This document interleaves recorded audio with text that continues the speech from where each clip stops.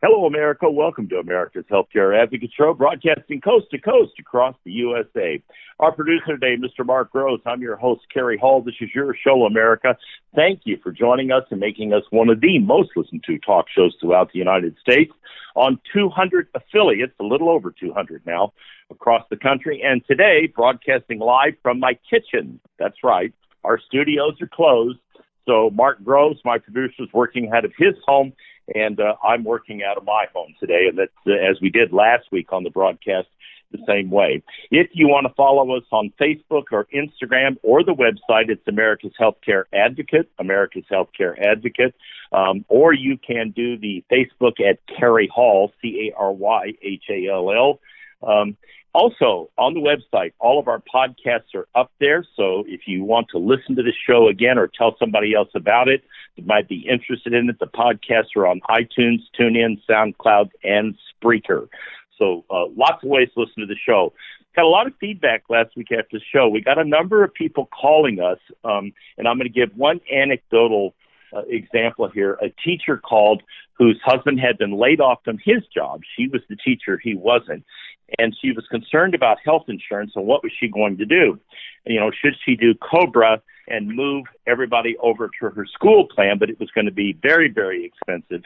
And so we chatted about that, and Joyce Thompson from the RPS BBDI office was able to help her, and she wound up, believe it or not, getting a $1,700 subsidy that actually covered the cost of her health insurance on an ACA plan. So it worked out very, very well. We were extremely happy to be able to help her. If you do need any help like that, the number is 877-385-2224, 877-385-2224. All right, on today's show, and this is a show that took a lot of work to get done, and I want to thank the people over at St. Luke's Healthcare System, specifically Laurel Gifford, who was instrumental in pulling this together. You know, I wanted to do a show that pulled back the curtain on what's going on with providers. What are they dealing with, and how is this all working right now? So I was able to reach out to one of our largest hospital systems here in the Kansas City Metro. I think we've got 9 St. Luke's facilities in and around the Kansas City Metro. And joining me today on the broadcast is Dr. Mark Larson. He is St. Luke's Healthcare System's Operations Section Chief and Emergency Medicine Physician. And what does that mean? It means he's the guy in charge. He's the guy that is, with his team, organized their response to the COVID-19 virus and is working very long hours with a lot of his other teammates, some of whom I've spoken with, like Dr. Tracy Stevens, who you may be familiar with, who's done a number of radio shows with us. But I thought it would be very helpful and insightful for all of you to hear what the frontline medical professionals are doing in this fight against COVID-19. So, Dr. Larson, welcome to the show, and thank you for taking time out of your extremely busy schedule to do this today. Happy to do, and thanks for having us. Well, it's a privilege to have you on. The first thing I want to ask you is, how are you doing, and how are your teammates doing? I know that you're working very long hours. I'm imagining you're probably a little tired by now. Yeah, you know, we're saying it's a marathon, not a sprint, although we've kind of started off like it's a sprint, and trying to keep up that pace on a day-to-day basis has been a bit of a challenge, but we've got a pretty amazing team at our system level as well as each of our hospitals. So we're doing well. I think, like I said, it's been stressful, but I think we put out a lot of good work in our preparation plan. You know, I think it's important for people in this to understand in this country the links and the risk and the dedication that providers in this country are showing and doing. I saw a picture of a Southwest flight out of, I think it was North Carolina or something, full of doctors and nurses flying into New York City. It was pretty remarkable. And Dr. Stevens told me an interesting story about how you had converted one of your cardio units into an ICU unit to expand it and given the people the option of working there or not working there. And she told me that every one of them signed up to stay and work through COVID-19. I thought that was absolutely remarkable. Yeah, it's been pretty impressive to see the response of both our staff and our community in terms of how we've responded to this. We've given people the option for the most part. If they are able to work in one of these units, we've given them that option to choose. But for the most part, people have jumped at the bit. I mean, people go into medicine to help people. And over time, the healthcare profession is, maybe we've seen a little bit of degradation of how that's happened. But now I feel like more so than ever, I think that that willingness to put yourself on the front line, regardless of what the risks are, in order to help your fellow citizens has really been something that's been really neat to see. Yeah, it's front and center, and I think it's quite remarkable. Let's talk a little bit about, because you're in charge of this task force. You're the guy that's leading it, along with all of your teammates that are working with you. But talk about, when you first started to understand what this was going to look like. I know that you guys, I think it was on a Friday, and I don't know the exact date, but you started working all through the weekend to prepare the hospital for what you knew was coming. Talk a little bit about what that was like and what you did to organize this. Yeah, so we follow what's called the hospital or the Healthcare Incident Management System, or the HIC system, and we've set up an incident management team both at our St. Luke's Health System level. And like you alluded to in your introduction, St. Luke's Health System is a large health system. It's the second largest health system in the Kansas City metropolitan area. We have 4 acute care hospitals, 4 critical access hospitals, 7 community hospitals, 2 long-term care centers, 13 convenient care clinics, and 2 urgent cares. So, and that doesn't even touch on all of our doctors' offices and whatnot around our system. So when you start looking at the response and how we address each and every one of those entities, because they all have their unique challenges, to make sure that you have a response plan for your walk-in clinics, your doctor's offices, and your ICUs, you can imagine that's a challenge. So the system looks at overall development of policy and making sure that we are prepared both on our supply chain, making sure that we have adequate numbers of supplies, but also in giving our individual hospitals, what we call our entities, that the ability to to develop their own plan and implement it with guidance from the system level. So we've been working, I don't even know how long. I think we've been working on this for about a month and a half in terms of developing that plan. We've had the benefit of here in the Midwest that we've been able to learn from our friends on the coast and see how it's affected them. And we've had a little bit more of a lead time. So that's enabled us to really have a very strong response plan and how we're able to prepare for what we fear is coming. And you've put that response plan together. Talk a little bit about how you've done that. Some of the things that you have shifted around, like I mentioned the fact that Dr. Stevens had said you had converted one of the cardiac units into an ICU to expand the ICU use in anticipation of these COVID-19 patients. Have you done that across the whole system or centralized it into 1 or 2 hospitals? How are most hospitals dealing with that now? Yeah, again, we're uniquely blessed. We have a lot of hospitals, which means we have a lot of beds. And we've basically learned, again, from what they said on the coast. At first, they say you should plan on increasing your ICU capacity by 25%, and then 50%, and then sometimes up to 100%.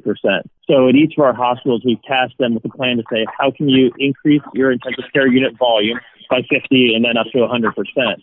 And each of those hospitals, St. Luke's Hospital, East, North, South, they've all been able to come up with a plan where they've taken existing what we call intermediate beds and increase that level of care they're able to provide in those beds in order to increase our ICU capacity. So we've done, moved mountains to try to have this happen, and our teams have been just amazing at getting this stood up. So our ICU capacities have nearly doubled across our system in order to prepare for those more critical patients that may be coming.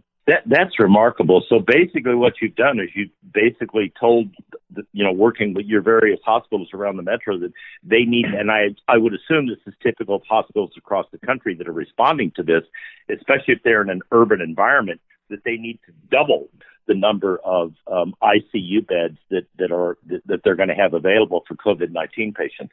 Yeah. Again, we plan for the worst and hope for the best, but we'd rather be prepared if that situation were to come to us. That's happened both at the ICU level as well as our intermediate level and in our ERs as well. Okay, so you mentioned a couple of times that, how you've been able to learn from what's going on the East Coast.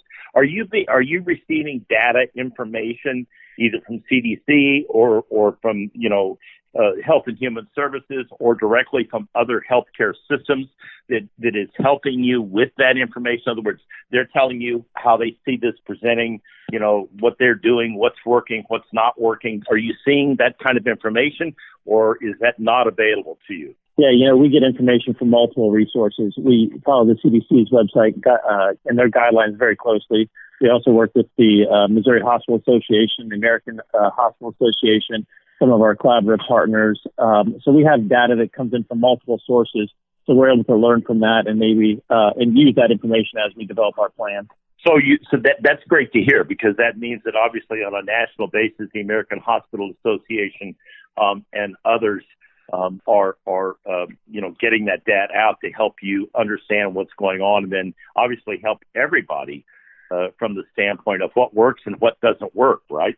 Correct. Yeah. And so we're able to learn from missteps that have happened around the country, and hopefully not recreate those mistakes, and again, be a little bit more prepared when this does hit us. Yeah, because it's obviously, I think Governor Cuomo described it as an oncoming train, and then he described it as a bullet train. And obviously, with what we see going on in New York, that was no overstatement. I don't think it was obviously clearly an issue. All right, we're gonna wrap up the segment now. When we come back after the break, I'm going to continue this conversation with Dr. Larson.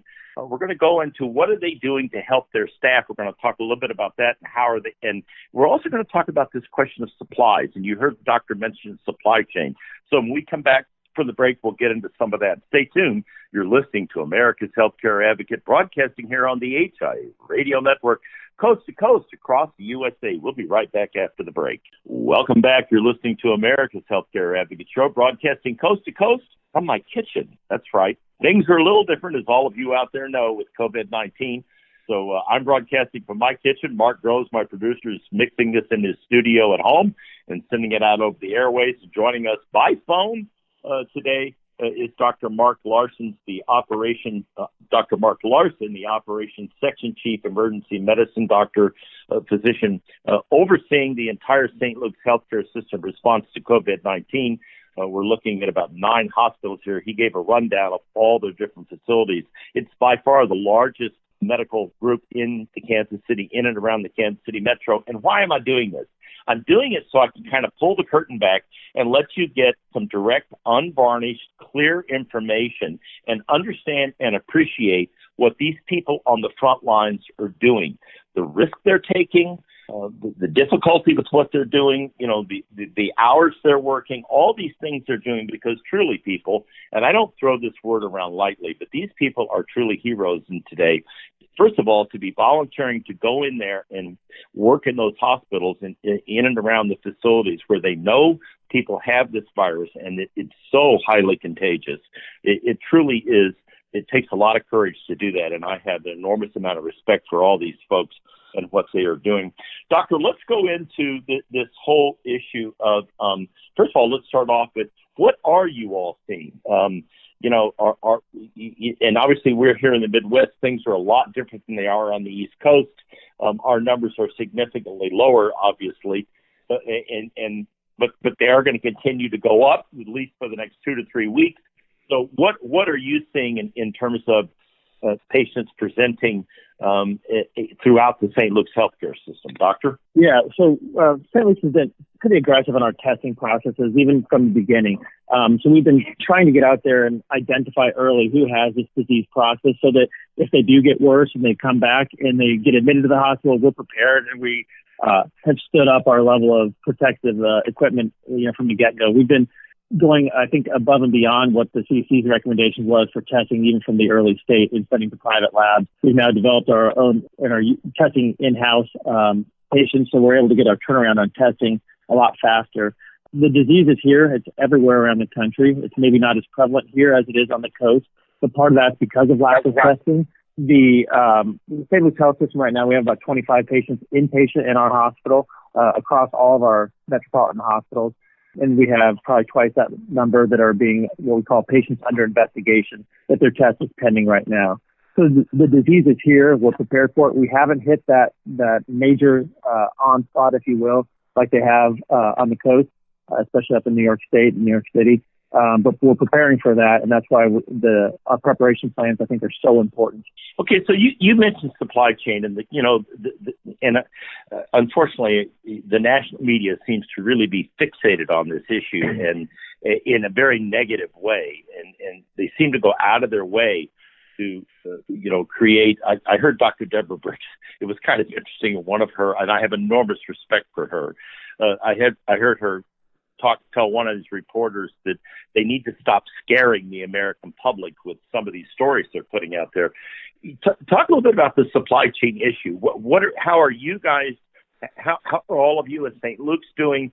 Are you getting what you need? Masks, face shields, protective clothing, the ventilator question. Kind of go through that a little bit and talk about, what are you seeing and what have you been able to access and have you been able to stockpile enough so that, as this increases, you're going to have enough supplies? How is that going now? Yeah. So again, I think our staff would tell you we've done a pretty decent job of making sure that they have the appropriate level of personal protective equipment that they need. And it's a graded response based on the risk factors of the patient and potentially even the risk factors of the staff. So not every patient that comes in poses the same risk. An ankle sprain in the ER is a lot different than a person in respiratory failure. So we tailor the level of equipment that we use based on their risk and our staff's risk.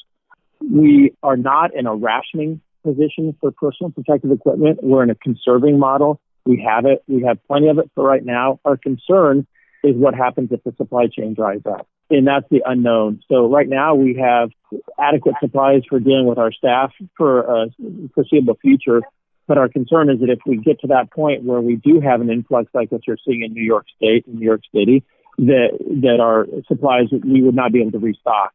So we are conserving. We're not rationing. We have supplies that are needed. We also tried to make sure that we educate our staff on why we do what we're doing. This afternoon, I'm actually going to film a little video for our medical staff and our nursing staff on why we use the level of masks that we use based on CDC recommendations and just based on the science of droplet and airborne precautions.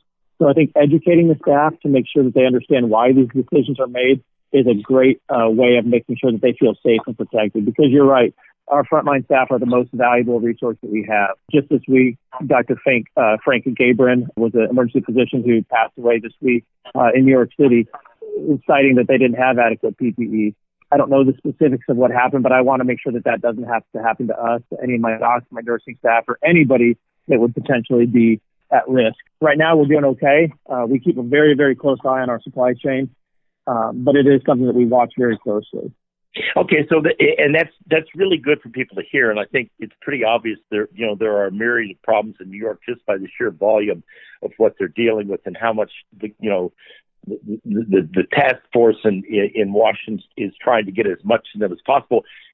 Regarding your supply chain, though, are your vendors telling you that they're going to have the masks, the ventilators, the various types of equipment you're going to need, as they're ramping up? Because we hear, I think I heard Walmart yesterday was something like 3 million masks, and you've got companies like MyPillow out there now making masks. I mean, it's remarkable. It was a very interesting story again in the Wall Street Journal the other day about how it was an editorial, how this country has a habit of starting slow, whether it's Pearl Harbor or whether it's the virus in 1918.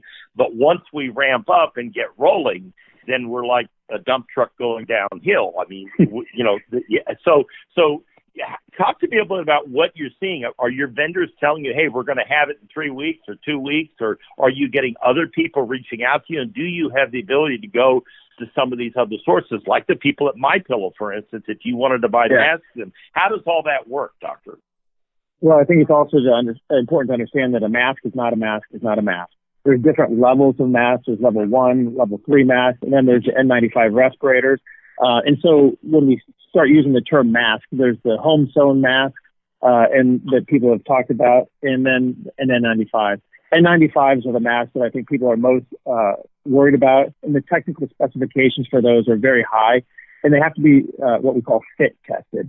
So every manufacturer's masks are a little bit different, and they have to be tested on each staff member. We put a little hood on them. We spray a chemical around their face to see if they can smell it, and they have to be fit tested for that specific brand of mask. So as we have different resources coming in, currently St. Luke's Health System, we're using about 4 different brands of N95 masks. But that means every employee has to be tested with each and every one of those masks in order to make sure that it's effective against keeping out those airborne particles or those aerosolized particles. So what we have done as a health system is we've tried to do what we call bulk buys. I don't want to get 5,000 masks and have to fit all of my staff and then do it again for somebody else. We've tried to reach out to our supply chain and partner with the health systems around the metropolitan area and say, we'll do a purchase of, X number, 1 million masks, and we'll have the buying power of our metropolitan area so we can kind of standardize what we're using either by hospital or by region, because that fit testing aspect is quite a challenge. Yeah, I had no idea. That's really interesting for people to hear that. What it's not just put a mask on and go to work. That's fascinating. Is that you have to test it that way in order to see if they are in fact effective. So let's talk a little bit about your support for your staff. I know you're providing meals to your staff. How are you helping if they're working 12-hour days or whatever? Are they going back and forth to home? Are they trying to stay in hotels? Obviously, there's a lot of hotel space right now. Are they trying to stay in hotels close to the hospitals? How is that all sorting out? We've identified a process and partner with local hotels around the region next to each of our facilities where we can identify high-risk staff, either that they have high-risk exposures or they have high-risk family members at home, and we don't want them going back and forth and exposing and increasing the risk to their family members. So we're partnering with local hotels and our staff to make sure that we do everything we can to keep them safe. So we do have a process in place for that. The other thing I'll say is the community has just been unbelievable. Signs placed at the hospitals saying how much they appreciate the staff. People from local businesses bringing food and donuts to our units. The outpouring of support and the recognition for what these frontline care providers, from the nursing staff to the technicians, to the respiratory therapists, to the environmental service workers who have to go in and clean these rooms. Every single one of those people is so important to us. And we want to treat them all the same and make sure they all have adequate level of personal protective equipment, because any single one of those people that we lose, that's an important cog in our wheel, and the healthcare system doesn't work if we start losing those essential employees. That's interesting because we don't think about that. When I think of it, I think of nurses, doctors, technicians, dialysis technicians, X-ray techs, those kind of people. But you make a very interesting point. Without the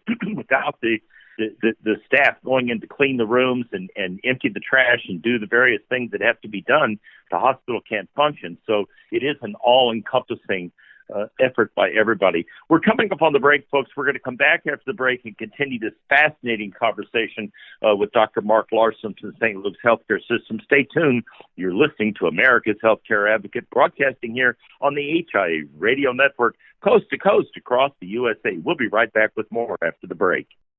Welcome back. You're listening to America's Healthcare Advocate Show, broadcasting coast to coast across the USA here on the HIA Radio Network. By the way, as I mentioned in the first segment, if you are a person who's been laid off or lost your health insurance or need help with it, you can call 877-385-2224. Operators are standing by. They will take that call, or you'll go to the voicemail, one of the two, if they're swamped. And the folks at RPS BBDI will get back to you in the next day or so. So we've had a number of people call where this is happening. I told the story about the teacher. Surprising, she wound up getting a $1,700 subsidy, which paid for the health insurance for her entire family. So there is help out there. You need to know that. If you need help, call the folks at RPS Benefits by Design at 877-385-2224. Doctor, let's go back to this a minute and we'll kind of segue into the general public issue. But we talked about, some of the things you're doing to help your teammates that don't want to bring this stuff home. I read a story about a doctor who was literally on his front porch taking his clothes off and throwing them in a plastic bag and then going inside the house. So talk a little bit about what you all are doing and the stress this is putting on families.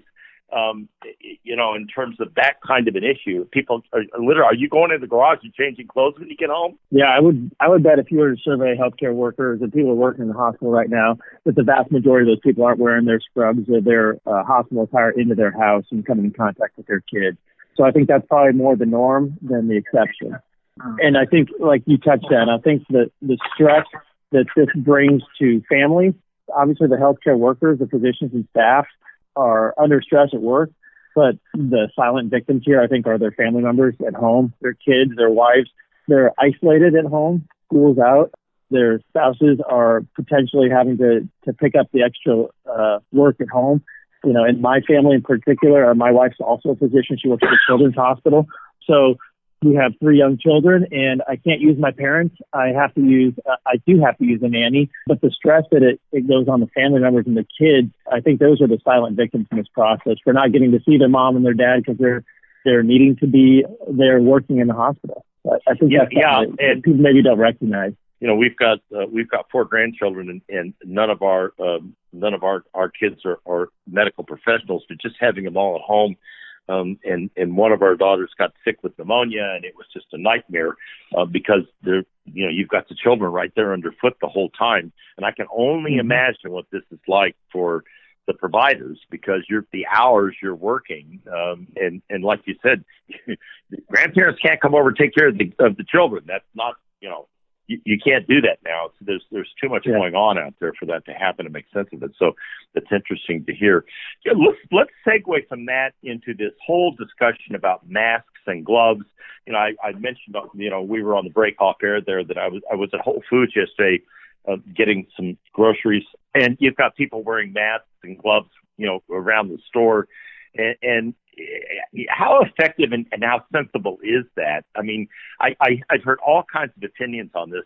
I mentioned off here that I'd watched a long video by one of the frontline ER docs in New York City, and he went through this, and he said basically the masks that people are wearing in these stores and out in public are of very little value. The only value is to keep you from touching your face. That's the way he also said the same thing basically about the glove issue.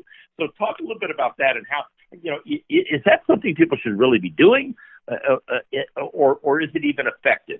So I'm going to do for you guys what I'm going to do for our staff as well, is not just tell you what you need to do, but why we need to do it. Because I think, you can hear from anybody telling you what to do, but if you understand why it's important, I think that goes a long way. So the virus is spread mostly by droplet precautions, right? Someone coughs or sneezes, and those droplets spread through the air and they drop on whatever is in that area. The fruit at the grocery store, the doorknobs, the handles, anything you touch, this virus can live on those for extended periods of time. The masks that we're wearing in the hospital environment, if I'm in proximity to somebody and they sneeze or cough, it's protecting me from inhaling that directly. So that's the reason why the masks are so important to be used in a healthcare setting when people are coughing, sneezing. And then when we're doing other procedures, which may make this more, we'll consider an airborne, putting somebody on a ventilator or doing a procedure on somebody.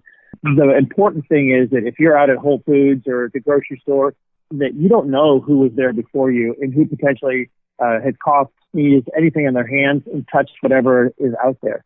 So we've heard time and time again, wash your hands, wash your hands, wash your hands. And that truly is the number one way of making sure that we keep ourselves and our population safe.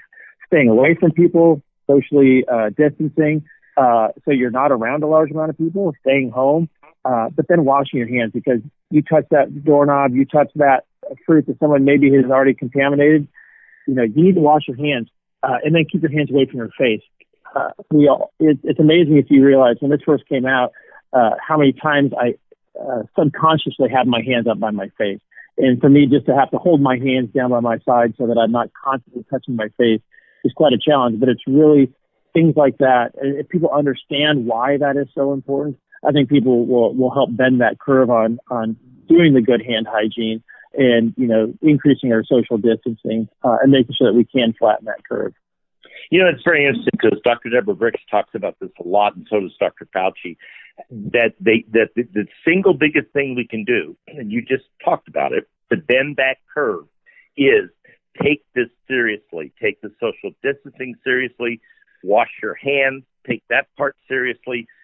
That is truly the greatest tool we have to bend this curve down, is it not? Absolutely. And I think that it's the education. Again, we're a stubborn people at times, and people can tell us what to do, but if we know the why, then I think that helps. And so I think we need to continue to focus on why this is so important.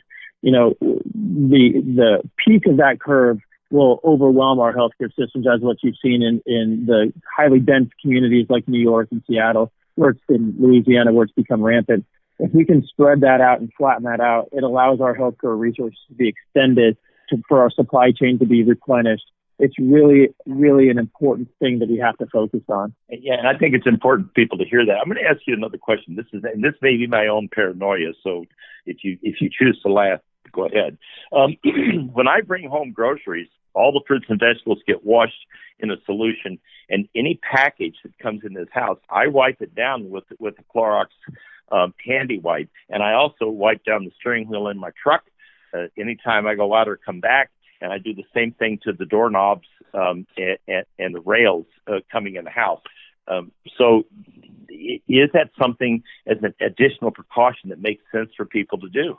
I think it makes sense. I don't want to spread paranoia, but I think, again, you want to think logically. If you can socially isolate your whole family, but if one person's going out and becomes infected or becomes a carrier and is bringing that infected fruit or boxes or whatever into your house, then I don't think it's unreasonable I keep alcohol hand wash in my pocket if I have to run to the grocery store. The very first thing I do before I touch my phone or anything else like that is I alcohol my hands. So I think you're exactly right that I think I'd rather people focus on being too precautious than being too than not enough. Yeah, it's interesting because I know I mean, it literally sounds crazy, but when I go down and get the newspaper in the morning and come back up because it's in a plastic wrapper, I throw the wrapper out, wash my hands, and this sounds even crazy, but I actually wipe the paper off. I mean, because what you say, you read the information that this virus can survive on all these different surfaces for various amounts of time, some of them, 2, 3, 4 hours, some of them a lot longer than that. It doesn't hurt to be overly cautious. And I'm, chronologically challenged. I'm 70 years old, and I'm in a high-risk category because I have asthma, and so does my wife. So for us, it being super cautious just seems to be the right thing to do. I think you're right. I mean, I think there's very little drawback to doing that. And if you have the supplies, obviously I don't want people running out and, there's not many supplies left in the shops anyways, but washing your hands doesn't take much in the way of supplies. It takes water and a towel. So just make sure that we're being smart and trying to protect ourselves and really listen to the guidance given to you by the CDC and Dr. Fauci. I think that's really important information. Yeah, it is. There's a lot of good information, important information coming out of CDC. We're going to wrap it up in this segment, folks. We'll be right back after the break. You're listening to America's Healthcare Advocate, broadcasting here on the HIA Radio Network, coast to coast, live from my kitchen. We'll be right back with more after the break. Welcome back. You're listening to America's Healthcare Advocate Show, broadcasting coast to coast, like I said, live from my kitchen here in Kansas City. And obviously the show is about the coronavirus, COVID-19. Joining me on air today, we're very fortunate to have him, Dr. Mark Larson, who is the St. Luke's Healthcare System Operations Section Chief Emergency Medicine Physician. He is an ER doc, and he is the man who's running the show at St. Luke's with all of his great associates and teammates as they mount their campaign against COVID-19. And I think this has been a tremendous opportunity for all of you out there to listen to all the things that are going on. And I'm using the hospitals here in Kansas City because I obviously have great relationships here, but understand that this is what's going on across the country. This is what you're seeing across the country as hospitals prepare for this, and the degree of difficulty, dedication, all the rest of it that they're showing in dealing with these issues and making sure that there are people there to take care of us if we are unfortunate enough to get this particular virus. All right, let's talk, Doctor, a little bit about telemedicine, because I think, it's interesting. I've been in the insurance world for 25 years doing employee benefits and all the rest of it. And telemedicine is something that's always, it's been there, but it's very hard to get people to do it. And I think one of the good things that's going to come out of this situation across the country is people are starting to use telemedicine now, and how talk a little bit about how effective that is and who you're talking to when you do telemedicine, Doctor. Yeah, so historically, telemedicine has been used as an outreach program from urban centers out to more rural areas to have access to specialty care and things like stroke care. And there's been restrictions from insurance companies and CMS on when it can be used in an urban setting to treat patients in our metropolitan area. And like you said, with some of these waivers granted by CMS and the insurance companies releasing or relaxing their restrictions, this is now a tool that we're able to use to keep people at home where they're more safe and not at risk of getting out and exposed. So we're using telemedicine across pretty much all of our platforms right now from an ambulatory outpatient setting. So if you have a visit with your cardiologist or your primary care doctor, you can do those via telemedicine. We're also using them as an urgent care type platform with something we call St. Luke's 24/7, which uses a platform called MD Live, which is a national platform. So we can actually schedule these visits. And so if you have a concern and you say, I want to talk to somebody about this, I need to see a physician or a nurse practitioner, you can do telemedicine visits from home via whatever platform you use. And they can give you your screening. We can even order testing over through the platform if needed as well. So it's a great opportunity for us to provide that care to people while they're in their house. And this is something that hopefully will stick and some of these waivers that have been granted will become permanent because I really think there's a lot of benefit that we can use. We're even going so far as to be able to use it in our hospital to take care of our patients that are COVID positive in the emergency department or in the hospital. We have to obviously have one person in at bedside in order to put an IV in or to perform a treatment. But do we need to have 2 or 3, or can they remote in via telemedicine and see that patient remotely? So we're setting up robots or telemedicine bots in each of our hospitals to try to add that extra layer of protection so that we can maximize the care that we can provide and maximize the protection that we can provide our providers as well. Yeah, and I want to make sure people understand. I'm sitting here actually looking at a press release from Blue Cross and Blue Shield of Kansas City, and this is every carrier out there is doing this right now. All cost sharing for COVID-19 testing, including related office visits and related services, is waived. There is no cost sharing. So using that telemedicine portal, and every carrier has got it. You can go up on your carrier's website if you're in Medicare and you've got Medicare Part A and B. You can go up on the Medicare website. If you've got Medicaid, you can do the same thing. So these telemedicine opportunities are there. These doctors are trained specifically to deal with these issues. If you're looking, if you think you maybe are presenting symptoms for COVID-19, they can certainly do that. I know they put training in place for these doctors to be able to do this so they know what they're doing and they know the symptoms of what they're dealing with. But I think it's really important for people to understand that is a tremendous tool, and it's a tool that they need to use. Doctor, let's switch gears a little bit and talk about why. I told you on the break when we were off air that I've seen more people. I live in an urban neighborhood in the middle of the city. And I don't think I've ever seen so many people out walking their dogs, walking with their kids, fathers out in the middle of the day with 2 or 3 children. Why is it important for people to get out and not just stay cooped up in their houses? Yeah, I think there's obviously there's health benefits to it. There's emotional and mental health benefits to it as well. This is, I think the mental health aspect is important to consider as well. Being isolated socially, we are naturally social beings, and to be isolated at home is a challenge for us. So I think being able to get outside and enjoy some of that fresh air and get some activity has major health benefits. I think we need to do it, but we need to be smart about it. I'm encouraged as well by seeing so many people out on walks. I still think you need to keep your social distancing in effect and try to make sure that you keep that gap between people. But also when you're outside and there's a natural breeze, that risk of person-to-person transmission from airborne, from coughing, is way, way diminished compared to if you're inside and there's not as much airflow. So there's many benefits of being outside, getting that walk and making sure that you have a little bit of social contact and exercise. Tying in with the telemedicine side, there's also, make sure that you FaceTime your parents or your grandparents and you get that emotional connection for the grandkids. I think that's really important. We're using some of those platforms even in our hospital. We have a no visitor policy in effect right now, but we have members of our senior living center that are FaceTiming their families on a daily basis. We have a senior member of one of our senior living centers whose wife comes to the window every single day, and they look at each other and kind of talk through the window because they can't come in contact with each other because of the increased risk. So using telemedicine to have that emotional connection to your family members, as well as having some ability to get outside and still see people, is really good for your physical and mental and emotional health.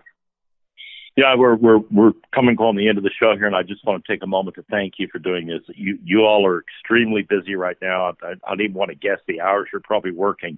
But I think what you did today in educating our audience and letting them hear what's going on is extremely valuable. I hope you'll have time enough to come back and do this again, and hopefully things will start to slow down here, and we'll start to bend that curve that we're all talking about. So, Dr. Larson, thank you very much. We greatly appreciate your time and your effort. Ladies and gentlemen, now I leave you with this thought from Dr. Martin Luther King. Americans must learn to live together as brothers and sisters, or we will surely perish together as fools. That advice could never have been better. Thank you for listening to America's Healthcare Advocate, broadcasting here on the HIA Radio Network, coast to coast across the USA. Goodbye, America.